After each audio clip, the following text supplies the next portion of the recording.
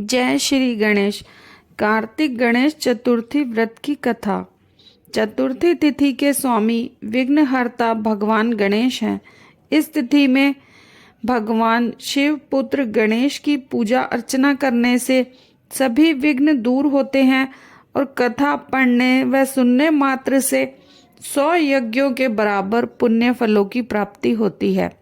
हिंदू धर्म में गणेश चतुर्थी तिथि का विशेष महत्व है। आइए जानते हैं कार्तिक मास की गणेश चतुर्थी की व्रत कथा। माता पार्वती बोली, हे पुत्र, कार्तिक मास में गणेश चौथ को किस गणेश का पूजन करना चाहिए? बोले, गिरिजा नंदिनी, कार्तिक में विकट नाम गणेश का पूजन करना चाहिए। चंद्रोदय के समय अर्घ्य भोजन करना चाहिए। पूर्व समय में अगस्त मुनि नामक एक ऋषि थे। वे समुद्र के किनारे कठोर तप कर रहे थे। वहां से कुछ दूरी पर एक मादा पक्षी अपने अंडों को सें रही थी।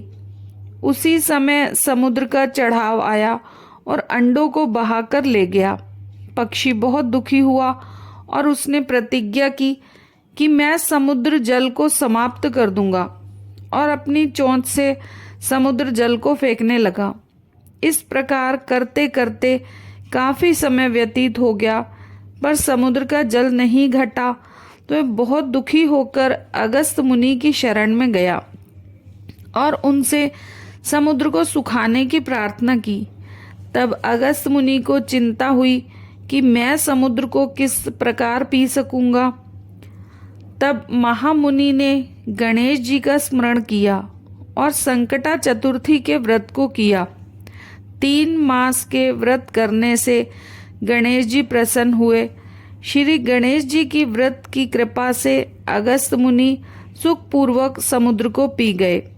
इस व्रत के प्रभाव से अर्जुन ने निर्गत कवच आदि शत्रुओं पर विजय प्राप्त की।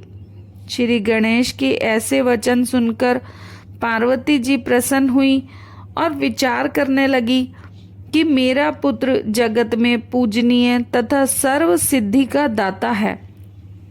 इस कथा का महत्व बताते हुए श्री कृष्ण जी बोले, हे राजन, तुम कार्तिक मास की गणेश चतुर्थी के व्रत को करो। श्री गणेश के ऐसे वचन सुनकर दक्षराज ने भक्ति पूर्वक व्रत किया और अपने राज्य को प्राप्त किया। इस कथा के सुनने से 1000 अश्वमेघ यज्ञ व 100 यज्ञों का फल मिलता है और पुत्र पौत्र आदि की वृद्धि होती है। चौथ माता की व्रत कथा। एक नगर में एक बूढ़ी माँ रहती थी। वह अपने बेटे की सलामती के लिए 12 महीनों की चौथ का व्रत रखती थी।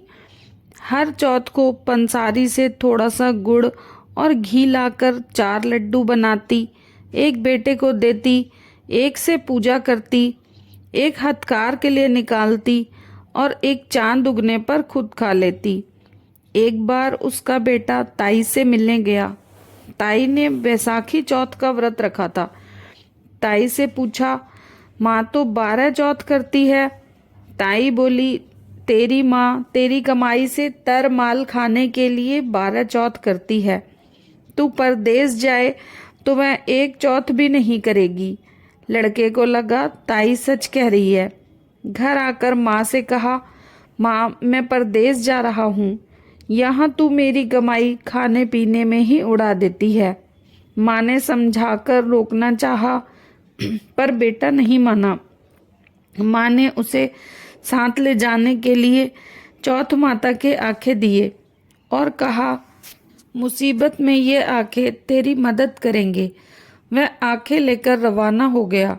घूमते हुए एक नगर में पहुंचा तो उसने देखा कि एक बूढ़ी माँ रोती जा रही थी और पुए बनाती जा रही थी। उसने कारण पूछा तो बुढ़िया माँ ने कहा कि बेटा, इस नगर की पहाड़ी पर एक दैत्य रहता है। वह पहले नगर में आकर कई लोगों को खाने के लिए मार देता था। अब राजा हर घर से एक आदमी दैत्य के पास भेजता है और आज मेरे बेटे की बारी है, इसीलिए रो रही हूँ। और उसी के लिए पुए बना रही हूँ।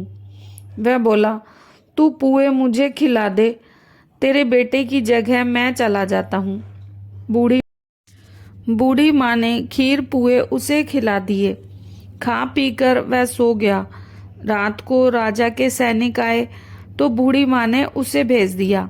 दैत्य के सामने पहुंचने पर उसने चौथ माता की आंखें दैत्य की तरफ फेंक कर कहा, हे चौथ माता, यदि मेरी माँ मेरी सलामती के लिए ये व्रत करती है तो दैत्य का सिर कटकर गिर जाए। तुरंत दैत्य का सिर कट गया। लड़का वापस आ गया। राजा से उसे उपहार देकर विदा करते हुए एक दूसरे नगर में पहुंचा। इस राज्य में आवा तभी पकता था जब एक इंसान की बलि दी जाती थी। सिपाहियों ने उसे पकड़कर आवे में चुन दिया। लड़के ने आंखें आवे में डाल दिए और कहा, हे चौथ माता, यदि मेरी माँ मेरे लिए व्रत करती है तो ये आवा मेरी बलि लिए बिना ही झट से पक जाए। आवा तुरंत पक गया। आवे में से मिट्टी की जगह सोना चांदी के बर्तन निकले। अंदर से लड़का बोला, बर्तन धीरे धीरे निकालना, मुझे लग नहीं जाए। राजा ने उसे निकलवाया और इस आवे से तुम बचकर निकल कैसे गए? लड़के ने बताया कि उसकी माँ चौथ माता का व्रत करती है, इसी व्रत के कारण ही वह बच पाया। राजा को विश्वास नहीं हुआ। उसने एक चांदी की सुराही मंगवाई और कहा कि इस सुराही की नली में से निकलकर दिखाओ, तभी मुझे विश्वास होगा। लड़के ने चौथ माता को याद करके आंखें सुराही में डाले और कहा, मैं भंवरा बनूं, इस सुराही से निकलूं। लड़का भंवरा बनकर सुराही से निकल गया। राजा खुश होकर राजकुमारी के साथ उसकी शादी करवाता है और सभी लोगों को चौथ माता व्रत करने को कहता है। उस लड़के को माँ की याद आई। उसने राजा के पास जाकर खुद के नगर जाने की इच्छा जाहिर की।